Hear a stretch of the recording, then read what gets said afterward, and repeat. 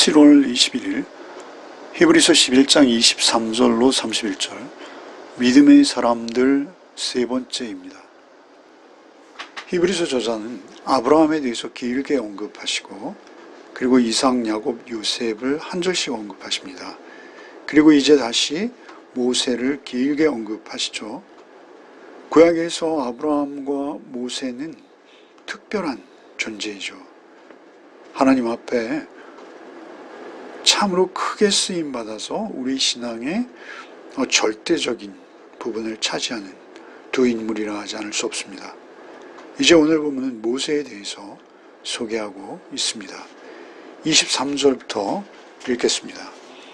믿음으로 모세가 났을 때 그 부모가 아름다운 아임을 보고 석 달 동안 숨겨 왕의 명령을 무서워하지 아니하였으며 믿음으로 모세는 장성하여 바로의 공주의 아들이라 칭함받기를 거절하고 도리어 하나님의 백성과 함께 고난받기를 잠시 죄악의 낙을 누리는 것보다 더 좋아하고 그리스도를 위하여 받는 수모를 애굽의 모든 부하보다 더 큰 재물로 여겼으니 이는 상 주심을 바라봄이라.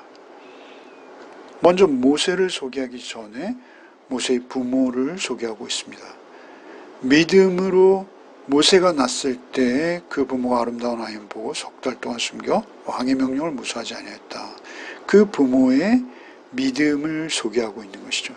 그 믿음이 모세의 믿음이 되겠기에 그 부모의 믿음을 소개하고 있는 것입니다. 왕의 명령을 무서워하지 않았다라는 것이죠. 이스라엘 족속의 그 왕성한 번식력이라고 해야 할까요? 그 수가 급증하는 것을 보고 염려하여 이스라엘의 신생아들을 모두 죽이도록 명령한, 그렇게 그 명령에 순종하지 않으면 자신이 죽임을 당하는 그 상황 속에서도 모세의 부모는 그 아이가 아름다운 아이임을 보고, 아름답다라고 여기 표현되었는데요, 이것은 특별한 아이임을 보았다라는 것입니다. 이것은 그가 사실은 이스라엘을 애굽으로부터 구원할 자로 그가 하나님 앞에 부름받은 아이이죠. 부모가 어느 정도 믿음으로 그 아이가 특별한 아이인 것을 인정했고, 그리고 자신들의 생명을 걸고 그 아이를 석 달 동안 숨겼다가 이제 보내게 되는 것이죠. 놀라운 것은 24절에 믿음으로 모세는 장성하여 바로의 공주의 아들이라 칭함받기를 거절했다라는 것이죠. 믿음으로 모세가 장성했다라고 소개하고 있습니다. 그러니까 믿음으로 장성했다는 건 그의 성장 과정에서 그가 믿음의 사람으로 자랐다라는 것입니다. 출애굽기 2장에 보면 바로의 딸이 모세의 어미에게 삭을 주고 유모로 삼죠. 아이를 데려다가 젖을 먹이라라고 말하죠. 그 아이가 젖 먹을 때 이미 그 아이의 정체성은 애굽이 아니라 이스라엘 백성으로 교훈되었다라는 것입니다. 자랐다라는 것입니다. 그 아이가 이제 애굽의 신들을 따르는 자가 아니라 하나님, 절대 유일하신 하나님의 백성으로 그가 장성했다라는 것이죠. 그래서 그 믿음으로 인해서 그는 공주의 아들이라 칭함받기를 거절했다. 24절에 그러죠. 거절. 공주의 아들, 왕자입니다. 바로의 그 아들로서 엄청난 부귀와 영화와 기득권을 누릴 수 있는 일국의 왕자로서의 권리를 그가 거절했다라고 하죠. 거절하는 건 노하는 것이죠. 믿음은 예스맨이 아닙니다. 우리 현대에서 우리는 믿음을 마치 긍정의 사람, 모든 것을 예스하는, 그래서 왕궁에 그리스도인이 있으면 그 영향력이 엄청날 것이다. 거기에도 사람이 필요하다. 이렇게 생각할 수 있습니다. 물론 그럴 수도 있겠습니다만은 그런 예도 있고요. 그러나 모세의 경우는 그 칭함받기를 거절했다라는 것이죠. 오히려 그 왕자의 명예를 배설물처럼 여기고 그것을 버린 것이죠. 그리고 25절에 도리어 하나님의 백성과 함께 고난받기를 잠시 죄악의 낙을 누리는 것보다 더 좋아하고, 하나님의 백성과 함께 고난받는 것, 그것과 잠시 죄악의 낙을 누리는 것과 비교되고 있습니다.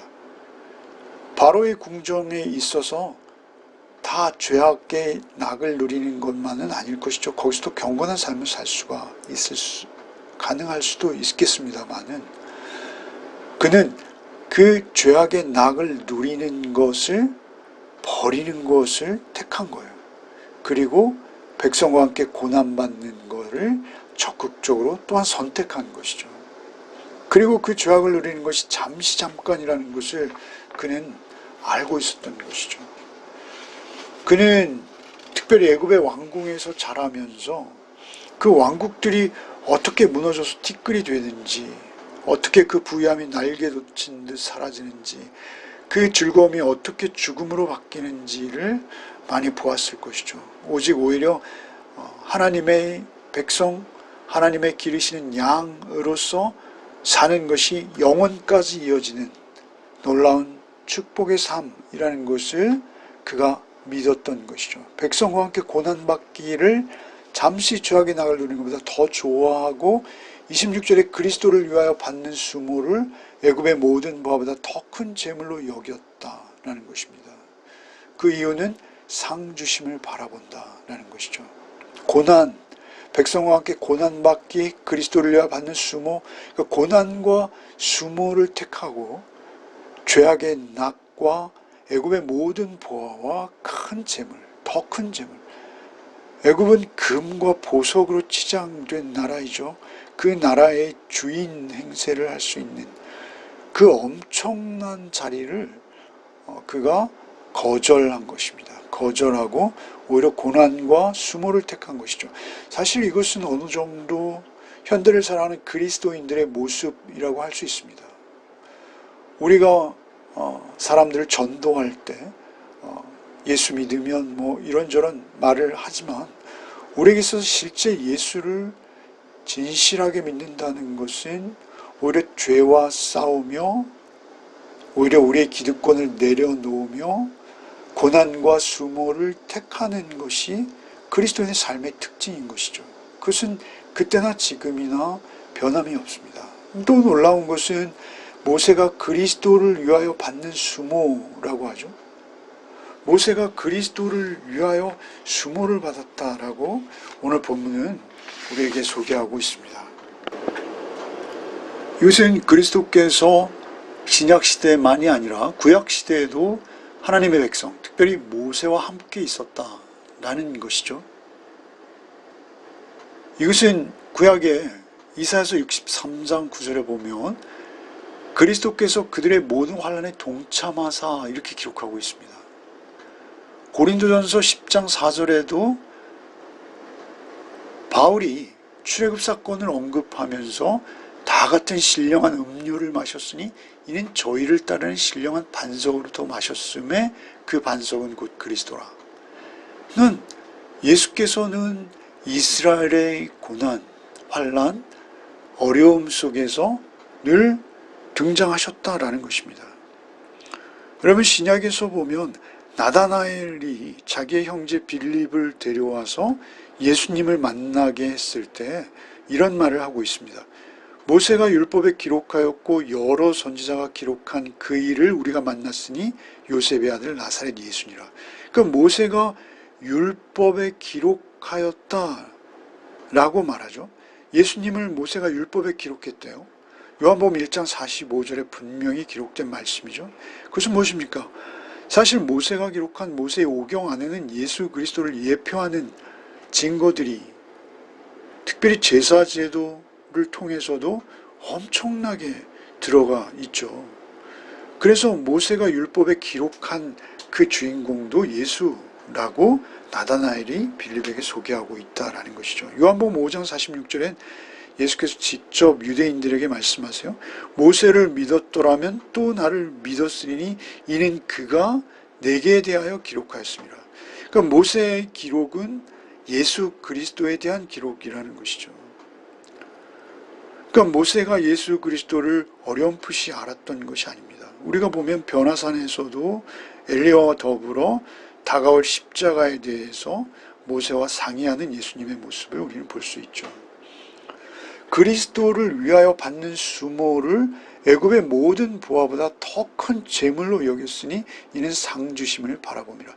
만약 모세가 애굽의 왕자로 남았다면 그는 아마 지금 대형 박물관에 미라로 전시되어 있든지 아니면 그 이집트의 황량한 사막에 피라미드, 크지 않은 피라미드로 아마 한 자리를 차지하고 있었을 것이다. 그러나 모세는 우리에게 엄청난 신앙의 영웅이요 하나님의 사람으로 성경을 기록하는 놀라운 영광을 차지한 것이죠.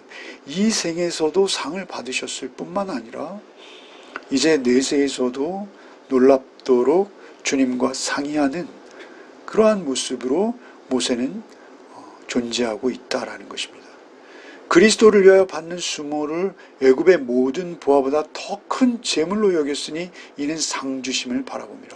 그러니까 지금 히브리서를 받아보는 유대 출신 그리스도인들, 그들이 모세가 그 수모를 통해서 그리스도를 위하여 받는 수모를 통해서 모세가 모세될 수 있었던 것을 잊지 말라는 것이죠.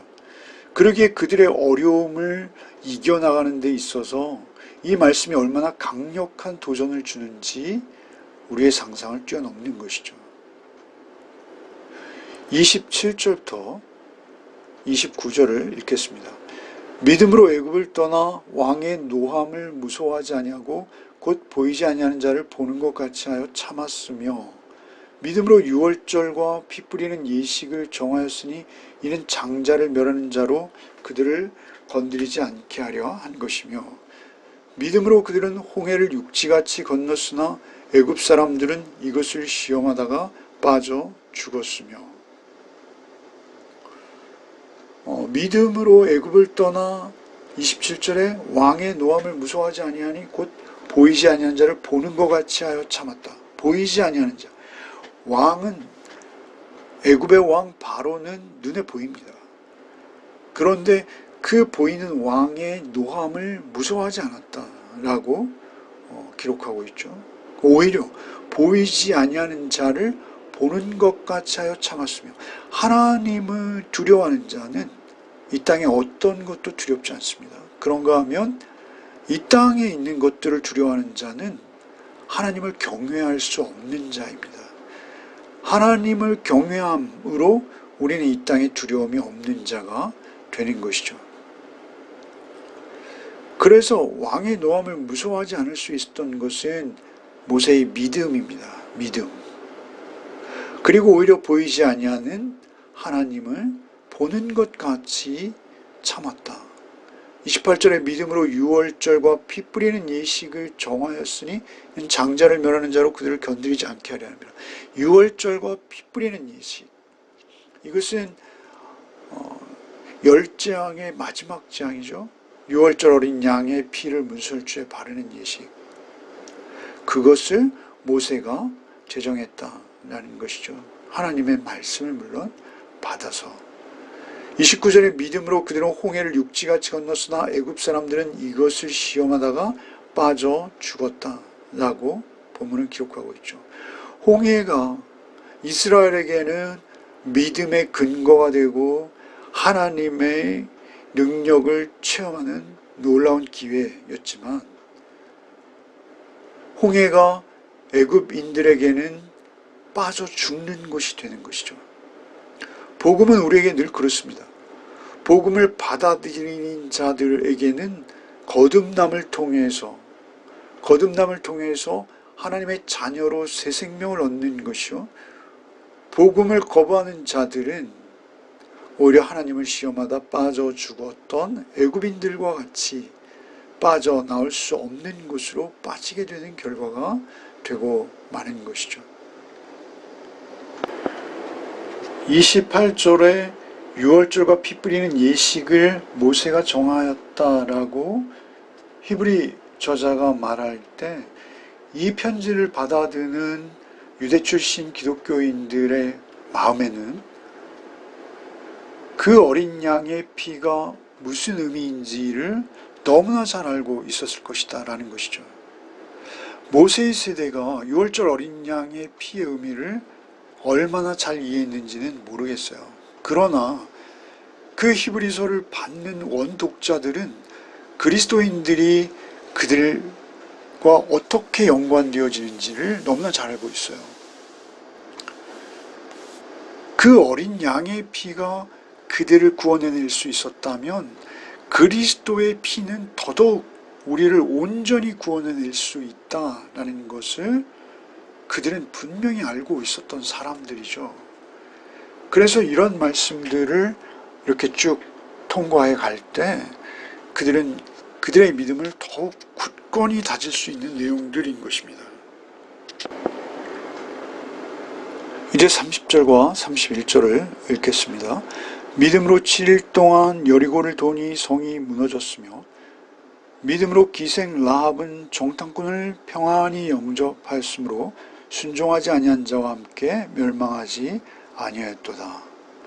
이제 여호수아와 라합이 등장하죠. 여호수아와 이스라엘 백성들은 여리고를 돌았습니다. 그리고 성이 무너졌어요. 그런데 이 사실을 히브리서 기자는 믿음으로 인한 것이다 라고 말씀하시는 것이죠. 분명한 진리이죠. 수천 년, 수억 년을 그 성을 무너뜨리기 위해서 나팔을 분다 해도 그 성이 무너질 리가 없죠.